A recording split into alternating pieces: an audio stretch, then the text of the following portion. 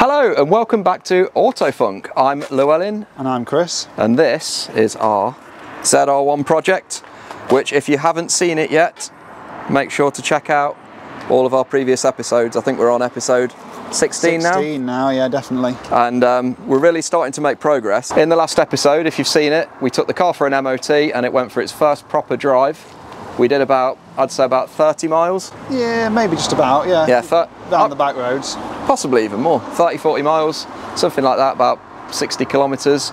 And it drove absolutely like a peach, especially considering that it had been sat for 18 years before we actually got it going. And today we're going to take the suspension off the car and take it to Bilstein, UK to have it rebuilt and maybe have a little look at some other stuff. On the way back from the MOT, the engine light came on and the airbag light came on and the traction control light came on. It was like playing Connect 4. Yeah, it was all driving fine, but there were engine lights and stuff on. So we're going to just pull the codes as well. I would say we blew the cobwebs off, but they're back again. They're relentless. They're all still in there. Well, I think we did blow the cobwebs off for sure. It's starting reliably. It's holding charge. So we don't keep it on a tender, it just sits there with the battery on. Like the last 18 years haven't happened almost. It's almost like the last 18 years haven't happened. So let's just have a quick look in here and have a look at the suspension. And I know that you're probably all very familiar with this engine bay now. But it doesn't look too bad actually, does it? It's getting there. Yeah. I've seen worse cars on the road. That's for sure. And, definitely. You know, it's nice to know that all of this stuff's been done to it, even though the ECM turned out to be the issue. So the car's got active damping, which in the late 80s is a pretty incredible feature. And you can see here on the top of the strut, there's a little module. It's basically a motor that turns an actuator inside the damper to alter the pressure. When they're off, we're also going to test whether or not they work, because they're prone to failure as well. So I think the way to do that is just to disconnect it from the strut and then cycle the switch inside the cabin. Oh, I don't think that plug lead was really 100% seated. Really? Yeah. Maybe they work their way out sometimes. I've heard of that happening before. Well, they're not the OEM plug leads, are they? No, so it might be was not fully 100% seated. It might be that they're not very good. Oh well, we'll see if that cures that little stumble. So yeah, plan today is basically just to get the car up in the air, get these shocks off and get them off to Bilstein. We might see if we can get somebody to take the wheels and refurbish them. And you can see these tyres are not actually that bad. No. We had a lot of complaints about the tyres. Oh, yeah, but the tyres are actually decent. Not that bad really. We need new ones, but they're not that bad. Well, you can see that they're sticky because all of this grit's embedded into them. So they're not that bad. Yeah, they're not totally dry, although they're ancient and desperate to be changed. So we will sort that out. What else are we going to do today, Chris? We want to read the codes, have we said that? Yeah, we're going to read the codes. We're going to read the codes first and take these shocks off. I don't know how much more daylight we'll have than that, really. Probably not a lot. It's 5:45. I've just finished work. Yeah. We've got about an hour and a half of daylight. Yeah. Should we crack on? Let's go. Let's do it. We're burning it. So what we're going to do, so it's not too boring, is we're actually going to do the passenger side completely off camera. So we'll film us doing the driver's side. Yeah. We're going to do the driver's side off camera and we're going to film us doing the passenger side because no one wants to see it all twice. 4 corners. The front and rear is interesting, but probably not the front and rear on both sides. So yeah, we're going to crack on, get the car in the air, and then we hope it's not that interesting. We'll do the difficult side off camera, and film the rest of it for you guys. Stay tuned. So if you crack them all off, I'll start jacking. You start jacking, I'm going to start cracking. I don't think they're ever tightened up.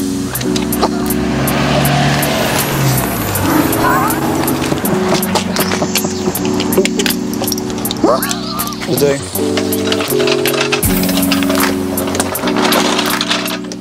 Oh, and I've treated myself to a shiny new jack as well. That old one was rubbish, so it's going to be a lot more simple getting the car in the air.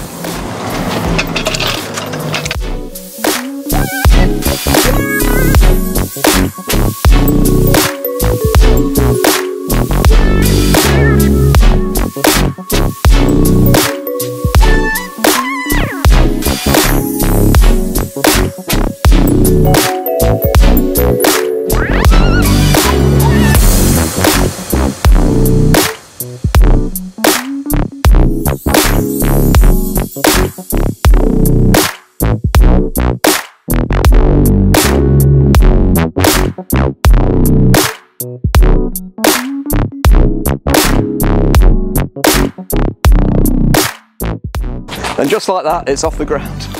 So I'm going to take the wheels off. We've loosened them all, obviously, and get cracking doing this suspension.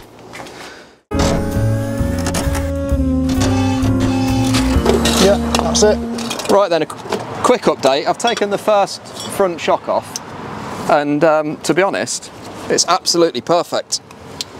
There's nothing wrong with that shock. So we're not going to get this one rebuilt. What we're going to do is take all of the shocks off and just test each one, and if any of them don't seem like they're quite right, we'll send them off to be repaired by Bilstein. But there's absolutely nothing wrong with that. And it stands to reason really, because it is only a 40,000 mile car, isn't it? What about that one? So the rear one? Chris has just taken this rear one off. The bush is not good. The bush is absolutely horrendous.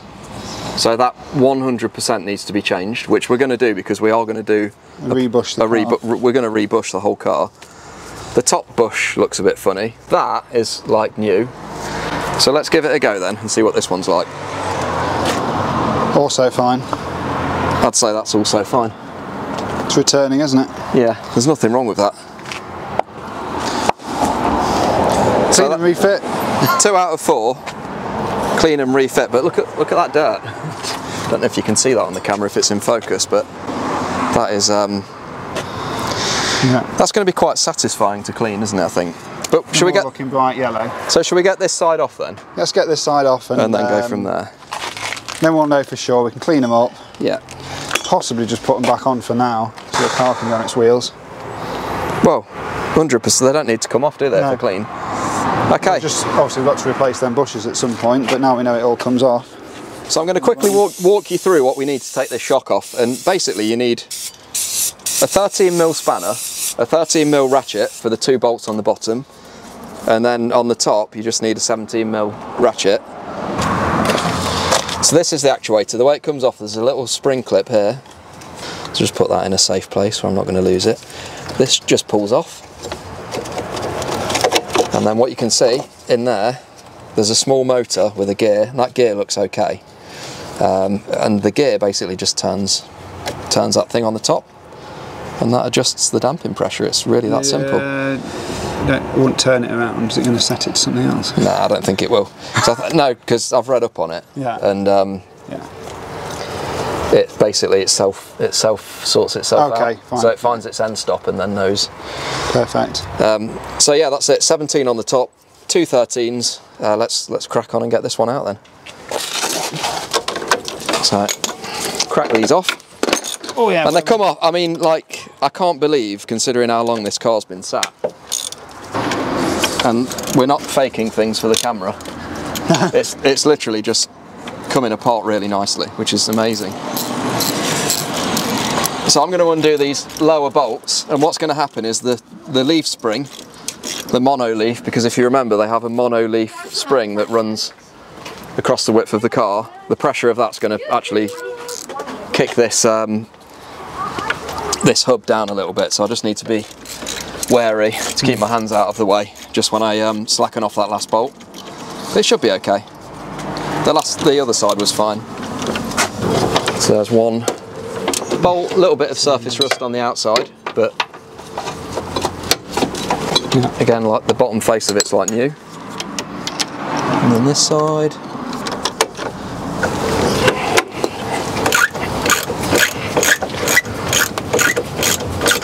So this leaf spring's going to pop these bolts out in a minute.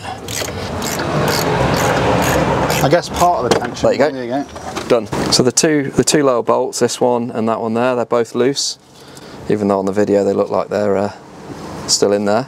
And then we've just got a 17mm in here that needs to come out. Shock will drop down, job will be a good one. Right then, let's blast this out.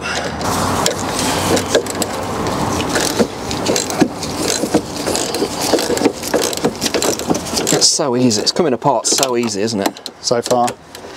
So when all these shocks are out, we're going to actuate the... Yeah, we're definitely... Well, that's 100% definitely going to the pub.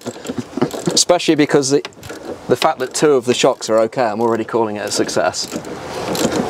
Even though if 2 of them are bad, then I guess you need to do all of them really, don't we? Yeah. So Even if one of them are bad, really, I think all of them's probably reasonable. Well, let's hope that they're all okay. And then obviously what we're going to do is test to see if the actuators are working. That'd be nice. If they are, it's happy days for everybody. And we can all have a lovely drink. Oh. That's okay, that's fine. So yeah, even like the top mount bush, if I show you the top mount bush here, even that is, there's basically no wear on it. That is essentially brand new, isn't it? That is essentially, would you agree with that? Essentially brand new. Let us know in the comments if you'd change that, because I think that's like new. It's nice and it's an original part. Yep. Oh, they don't make them like they used to, do they, Baker? I think it needs to come up to go down, if that makes sense. Yeah, it does. I think a bit of WD on that bush might help it along. Right, so this one's a little bit trickier to get out than the one on the driver's side.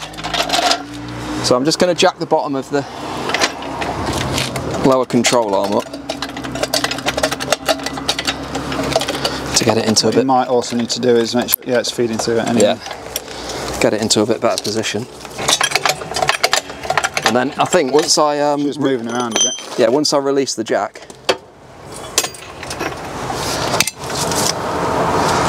he says. There you go. So now that's out. There we go. There you go. That's it. Easy, easy. Right then, shall we see what this one's like? Yeah, bench test. Bench test time. Again, the what do you call that? That's like is it a bush of some description or end stop or bump stop? So yeah, the bump stop's fine as well. So let's try this one then and see how. Is it poly bush that bump stop? Oh god, that's stiff as well. There's absolutely nothing wrong with that. Beautiful. That just needs a clean, doesn't it? Yeah. And then a new bush at the bottom, perhaps. Well, the bush again on the front is like new. Yeah. It's only the rears, and the same with that one. It's all good in the hood. The rears probably have had a harder time actually, so you're getting more of the dirt in there, aren't you, in the grime? We need to remember which one's which, so that's, it doesn't really matter if they get mixed up, but... Yeah, so these are the drinker's side, that's the captain's side. Alright then, over to you then mate, you can... make that one look difficult as well. make a pig's ear of it. Talk us through this then, Chris, what are we doing? Let's have a quick look. It's two 13s at the top, obviously that's not a 13, but there and there. Yeah. And then one at the bottom here. And that's, I mean, or you could take it out from the back, I think. You've already put some spray on it by the looks of it. A little bit of lube on there. Cool. But whether I'll be able to get this one off. So this has got... awkward position-wise. So this is... side I could stamp on it. Oh yeah. Well, I can help you if it's a two-man job. Might need to lie and do it that way. Yeah. I might need to lie that way and pull it this way towards me. I think... You might need to what? Say that again, Chris. I might need to come this way. Yeah. So I can pull it towards me. Go on then, do the business.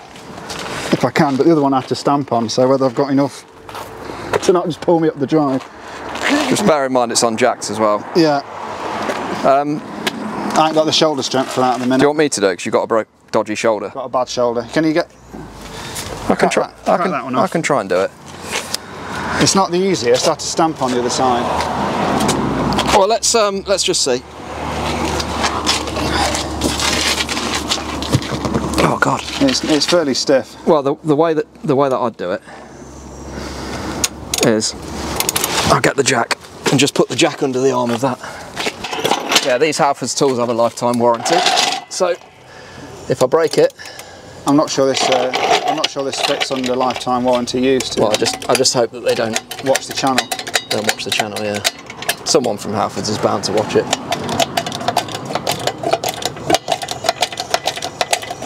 Is it doing it? Yeah, it's doing it. That's it, done. It's killing it, but it's doing it. No, it's all good. Flipping shoulder. I'm sick of this shoulder. I'm sick of your complaints. He's always skiving work. Oh, I can't do that because of my shoulder. Oh yeah. No, I'm only joking, Chris. I know you put the effort in. Torn rotator cuffs, aren't they? There you go, that's loose for you now, so. Perfect. So you're just doing that top one now? Even these are really easy. And what about the actuator? How does that come out? Same as the front. So when it's revealed, just a little C-clip and there it is. Yeah. Exactly the same. Just don't have a huge amount of turning room. Might need one of them slides that says 15 minutes later.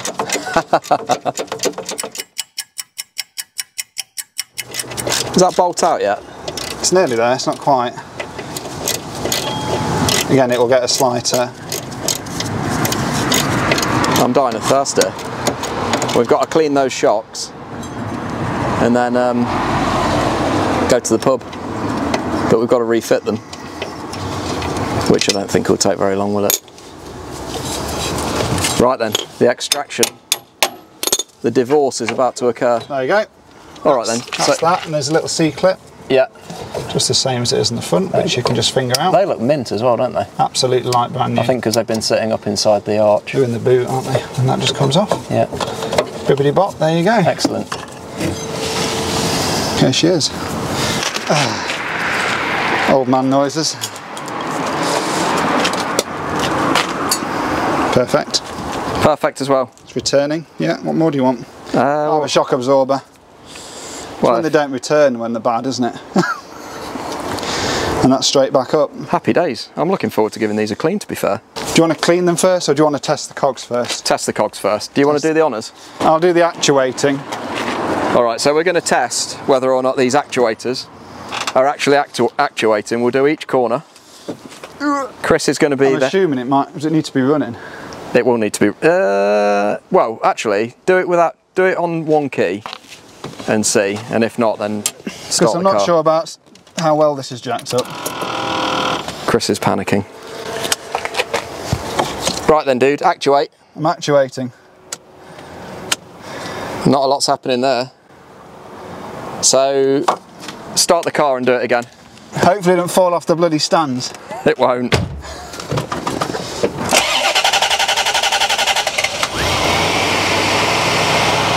Go on then.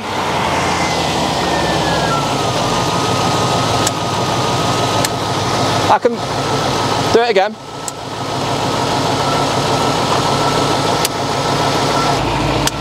Can you hear me? I'll tell you what I'll do. I've got a service ride control light. I think it knows the shocks aren't on. It knows the shocks aren't on, yeah. So what I'll do is I'll just hold a shock into it to see if it actuates with the shock in it. Yeah. Whether it needs all of them to do it, I don't know. It might do. To be honest with you, that service ride control, that might have turned off the function now. Yeah, I think it will done, yeah. But we'll try it anyway. Yeah. Okay, so I'm just going to place this into the slot and see if we can get some life out of it. Go on, do it again, Chris. Anything? No. Turn it off. Has this car got ride height sensors? It doesn't have ride height sensors. I was thinking since all the suspension's dropped, I wonder if it's like something's wrong. No, it doesn't have ride height sensors. It's just, I think it can sense that the shocks are not connected. You know what? I would imagine it works. The way to test it is to road test it. Yeah. So we're just going to give these a clean up and fit them back onto the car and then go to the pub. Sounds good. Stay tuned. Sound good to you? Yeah, sounds good to me. Sounds very good to me. Need some dirty cloths. All right then, let's get these horrible shocks cleaned and then get them fitted. Well, I say horrible. The worst one. They're not horrible. I'm actually quite a fan of these because they're working. So I've got a bucket of lovely warm water. See if they come up like brand new. And when one's clean, that can go back on. I'm revealing the sticker, look. Oh wow. Look at that. Do not clean with water. Avoid injury, do not clean with water.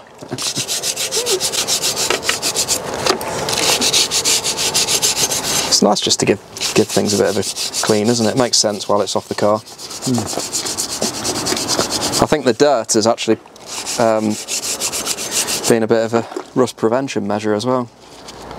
I think Will was right, it's in better condition than it first appears.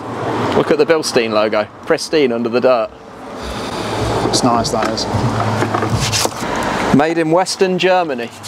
Does it say Western Germany? It does, yeah. And so that makes them originals to the car. It makes them over 35 years old. When did the wall come down? About 92. 91, 92 was it? Yeah, so it would be, yeah, original to the car. And they're still okay. They're still serviceable. The only thing that we don't know is whether this works, but I can't see. I think it will do. Yeah. There will be a way that you can test it, but being completely honest with you guys, we've not looked. We're just sort of winging it. Oh, I think they've guessed that, to be honest.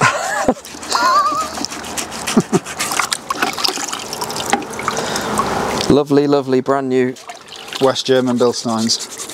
OG. OG. Was this a very similar system to the 959? Have I read that somewhere?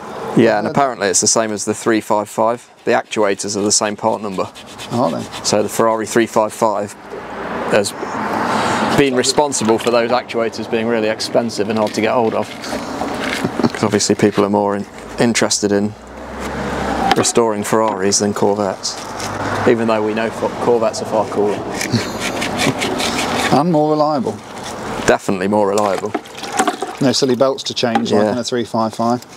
I might need to do a water change in a minute. It's like your bath water now, isn't it? Yeah. It's like my bath water. It's like my bath water after I've been working on this car. Anyway, I'm going to crack on and clean these off camera, and when they're all shiny and done, we'll show you. And hopefully you'll be pleased with the progress. But yeah, the intention was actually to take these to Bilstein, but they just don't need it. So I think with a polybush kit, that should deal with the suspension, shouldn't it? So far, these are coming up pretty good. And we're using, rightly or wrongly, alloy wheel cleaner. But it's working, isn't it? It's working okay, and that's coming up quite nice. Yeah, and it's not damaging the stickers or anything. So yeah, getting there now. They're coming up quite well. And after a bit of a clean, that's come up really well now. So Chris is going to finish off just cleaning the rest of them. I'm going to get this onto the car. That is a massive improvement. Look pretty nice, don't they? Yeah, they look all right. All right. I mean, anything that's a bit stubborn, I think the ice blasters will get. Yeah. Yeah, we're not expecting perfection, but for original shocks, they're looking good to us. The lower bush is already in there, so. An absolute baller was smoking around in this when I was 2. Yeah. What year were you born? 88. So, an awfully long time ago. Yeah.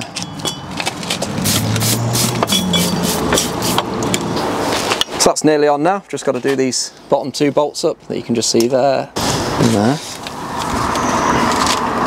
And I think Chris has put the rear on. So first rear's back on. It's probably not that exciting, this video, is it? But nothing shocking in it. Oh. We've got one side done with the wheels back on, and if I bring you around to this side, oh, you can't. It's terrible. You can't see it. Well, I can't show you in that wheel arch because it's too dark, but I'll show you another day. And then over here, might be enough light on the front.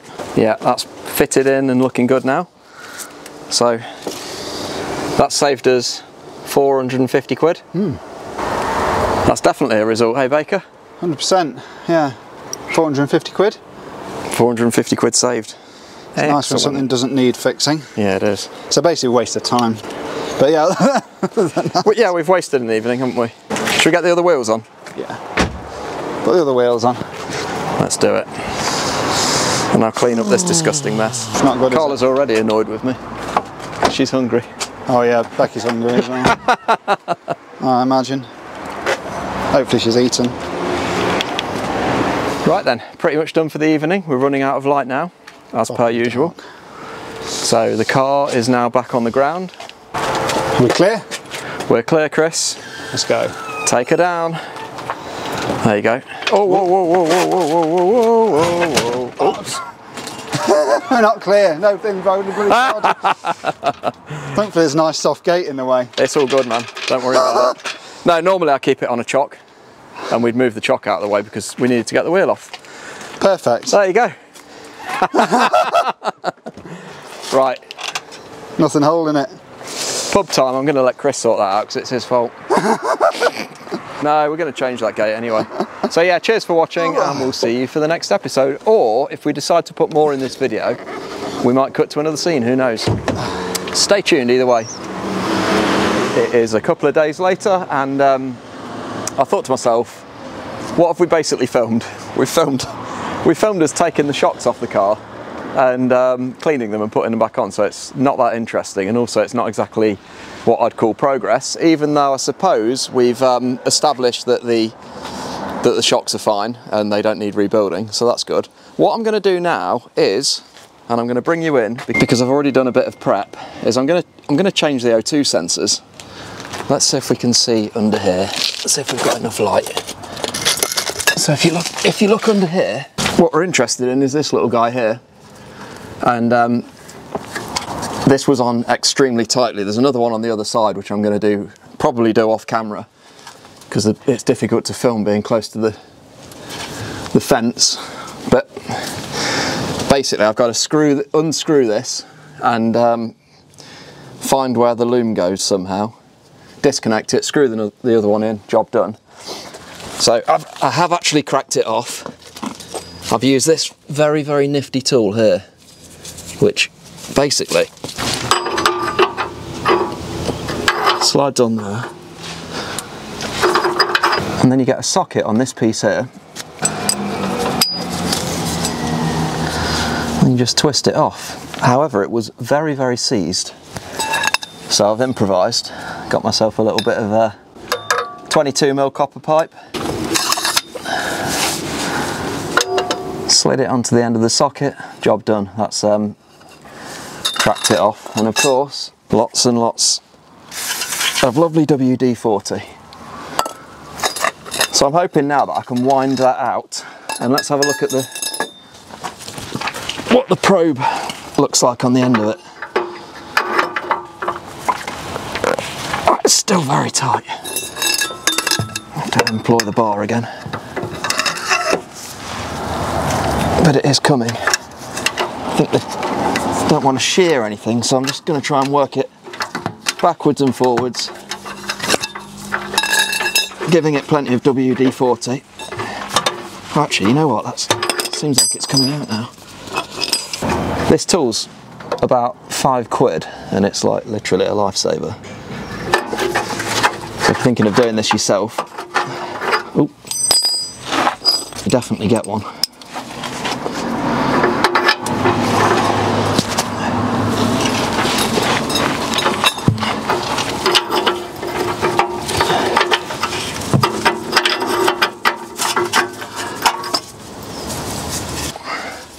And there we go, the sensor's out, so now I've just got to trace where the connector is. It might be a little bit difficult to film, so I'll come back to you in a minute. Right, I'm switching to phone cam for a minute because I'm just going to show you how tight this clip is that we need to get out. So we've got the O2 sensor, that screws into there, so that has come out of there, and then if you follow the wire you can just see the connector at the back there, and that is literally like ridiculously tight. But I've got a plan. My plan, and if this works I'll be very happy, I'm going to stick a long screwdriver in there into the clip if I can get it. God, this is tricky to film.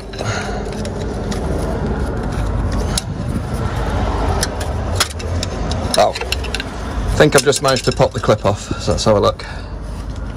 Yes. Plug looks decent.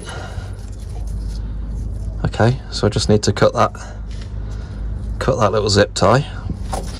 So I'm going to cut this off now, and then I'll show you a comparison between this one and the new one. Alright, here we are. So this is the new sensor.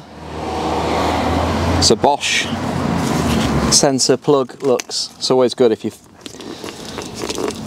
fitting new parts, try not to destroy the old one if you can help it, because if there is an issue with compatibility you can't go back if you've cut the wires or whatever. But these both look the same, so both Bosch. Thread size looks good. So I'm going to install this one now, then I'll do the other one off camera, and hopefully that should be all of the, pretty much as far as I know, every single sensor changed on the car. Obviously the way that I'm going to do this is screw it in first, leaving it disconnected, and then I'll plug it in last.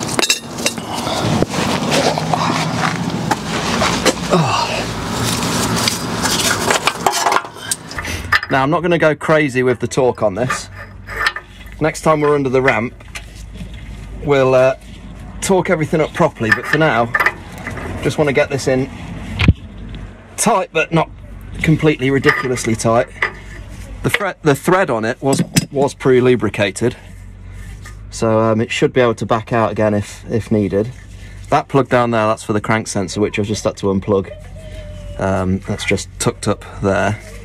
I needed to unplug that to give me access to the connector for this. So let's see if I can get this back in. This is not going to be easy, but I should be able to hopefully just push it in roughly into position, and then seat it using a flat blade screwdriver. This is the kind of job that's much easier if you've got a ramp.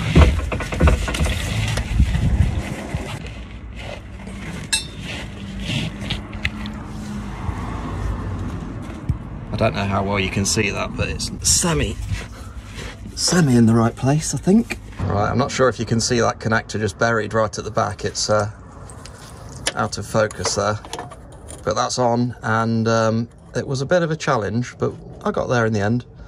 Slow and steady wins the race and all that. So I'm going to do this one now off camera, and you'll join me back when the car's on the ground, hopefully with the two sensors fitted. Alright, so the second sensor is now out. Just a quick comparison between the two of them. That one on the left hand cylinder bank is a lot leaner, if you look at that. It's been burning a lot leaner than the other one. Whether or not that means that one of them's gone bad, not too sure, but I'm going to get the other new one in. Oh, and the clip on this second one came out, the access was so much better, so it was just straight out, and yeah, job done. So I was very pleased when I found that out. So yeah, let's get the other one back in, and we will get the car back on the ground. Okay, so the second O2 sensor is now on. Something else that I've noticed under here that's looking very crusty is the slave cylinder for the clutch. So we are going to change that at some point soon, but we haven't bought one yet. So that's something on the to-do list. But that's all in, the connector's all on fine, so yeah, we're good to go. Another thing that we really need to do is tighten up this sump. So we need to re-torque all the bolts, but it's difficult to do on the ground, so when it's next on a ramp, we'll address that then, and obviously give it a good clean down as well. Right, memory card was full and I've lost a load of footage, which is really annoying because I was in the process of explaining about fitting a HEIBECK chip to this ECM. Channel member Gordon Smith, Gordon, you're a legend, thank you so much, donated a HEIBECK performance chip to us, and because the car's never run properly, we've never really thought it was worth fitting, but I thought now the car's driving nicely, and I've got the O2 sensors in, we can fit the HEIBECK chip, which I've already done. I did explain how to do it, and lost the footage, but Gordon did send us a video showing us, so I'm going to insert that instead. So over to you, Gordon. Alright, first things first, beer, gotta have it. 10mm, 1/4 inch socket. Loosen these up, take your brain off, flip it around, it's pretty easy. There'll be a plate right here, can't miss it. Take that off, you're gonna see a blue plastic piece. It's your old chip. Pop this open like the old RAM on the computers, us Gen Xers know that. Pull the old one out, pop the new one in sideways, and then feed it down in, and then put your new chip in and pop it back in, put your plate on. Now you might have to take that blue plastic piece off that's on the top of your old chip just to feed it down in, but I think mine fit. but they do recommend that. So check out the ZR1 specialist. That guy, MARC HEIBECK, I think I'm saying his name right, is a really cool guy. I mean, he designed that chip. You get another 10 horsepower, and then if you add Corsair exhaust, my friend, you will get another 10. So now you're 400 horsepower instead of the stock 375. Well, until, you know, 1992, I think. And then after that, they went to 415. But you're going to love it. All right, look at the price of this back in 91. And I know this guy probably paid over sticker. All right, have fun with it, guys. Oh man, I'm so jealous of your garage, it is ridiculous. Interestingly, this ECM came fitted with a Doug Rippey Motorsports modified chip. Does that mean anything to anyone?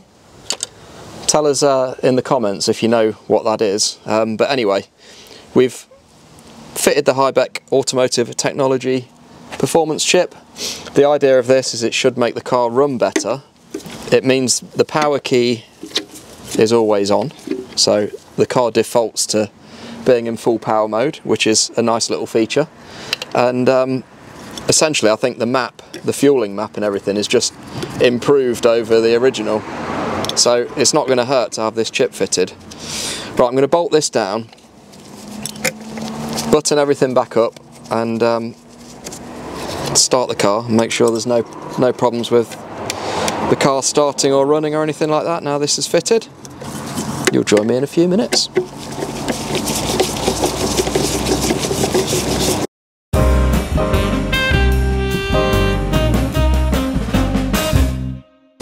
Alright, this is back on now, so let's jump back in the car and just make sure all is well. And I did disconnect the battery, so I've just got to connect that back up. I didn't want to be messing around inside this expensive ECM with oh, what was that?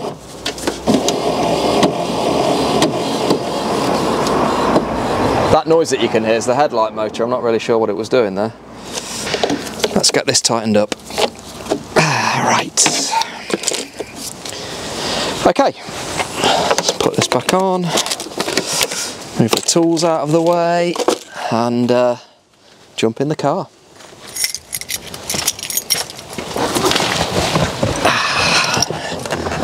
Here goes nothing. Right, so the first thing I'm going to check is if the full power light's on.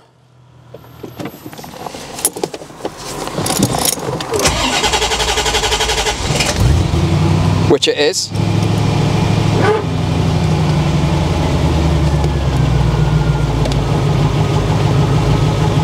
Idling, the idle's sweet. I'll tell you what, that oh, it's doing that thing where it just bogs down slightly off idle.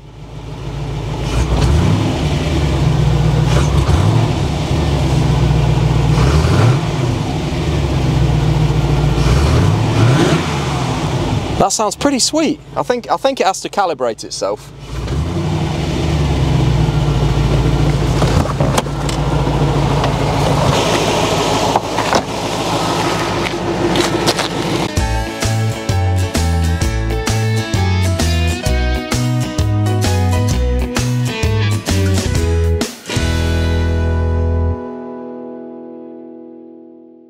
The biggest pain about working on the drive is having to tidy away all the tools.